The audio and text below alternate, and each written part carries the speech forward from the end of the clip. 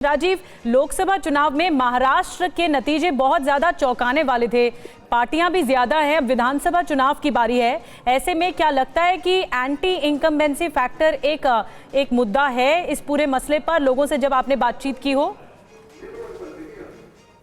देखिए, महाराष्ट्र में anti incumbency जैसा विषय इस वक्त महाराष्ट्र की राजनीति में बहुत कम है, बल्कि धोखे और विश्वास की राजनीति जो है माफ कीजिए, धोखे और विश्वास की राजनीति इस वक्त महाराष्ट्र में ज्यादा दिखाई देगी। क्योंकि पिछले 2.5 साल में अगर हमने देखे तो किस तरह से शिवसेना टूटी, उसके 2 फाड़ हुए, उसके बाद में एनसीपी टूटी, उसके 2 फाड़ हुए।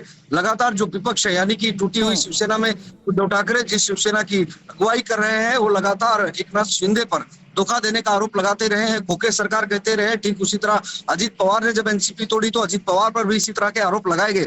यहाँ पर धोखा और विश्वास वाली राजनीति जो है ज्यादा महत्वपूर्ण होगी, क्योंकि शरद पवार को भी हमने देखा किस तरह से उनका स्ट्राइक रेट अच्छा रहा, उनका प्रदर्शन अच्छा रहा। ये उद्धव ठाकरे को लेकर भी कह सकते हैं, भले उन्होंने 23 सीटें लड़ी और जीती महज 9 सीटें, लेकिन कहीं ना कहीं अब एकनाथ शिंदे हो, अजित पवार हो, ये कितना डैमेज करेंगे, ये एक बड़ी बात है। सबसे महत्वपूर्ण बात है कि एमबीए को कुछ समय पहले तक कहा जा रहा था कि एमबीए के लिए गेन है, लेकिन हाल के महीनों में जिस तरह से 150 से ज्यादा कैबिनेट ने ऐसे फैसले लिए हैं जो सामान्य तौर पर अगर हम देखें तो आम लोगों के हित के हैं, लेकिन इसे एक चुनावी रेवड़ी के तौर पर भी कहा जा रहा है। ऐसे में जैसे कल कैबिनेट की बैठक में टोल फ्री करने का ऐलान किया गया। टोल फ्री करने का मतलब अगर मुंबई में ही हम बात करें तो मुंबई में 5 एंट्री और एग्जिट पॉइंट हैं और लगभग आप समझ लीजिए मुंबई में 36 विधानसभा सीटें हैं। दूसरी तरफ थाने हैं, पालघर है, नई मुंबई है। तो जाहिर बात है लोगों के लिए काफी इफेक्टिव होगा। लाडली बहन योजना है, साथ साथ में ब्राह्मण राजपूत संगठन बनाए गए हैं, 15 छोटी जातियों को ओबीसी में शामिल करने की बात है।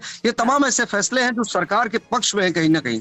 हालांकि जिस तरीके से फैसले लिए जा रहे हैं, अब से थोड़ी देर बाद इंतजार होगा कि तारीखों का ऐलान दोपहर 3:30 बजे होना है। कितने चरण में चुनाव होगा इस पर हमारी नजर है और लगातार हमारे सहयोगी इस बारे में हमें करते रहेंगे अपडेट। फिलहाल आप तीनों का हमें ज्वाइन करने के लिए बहुत बहुत शुक्रिया।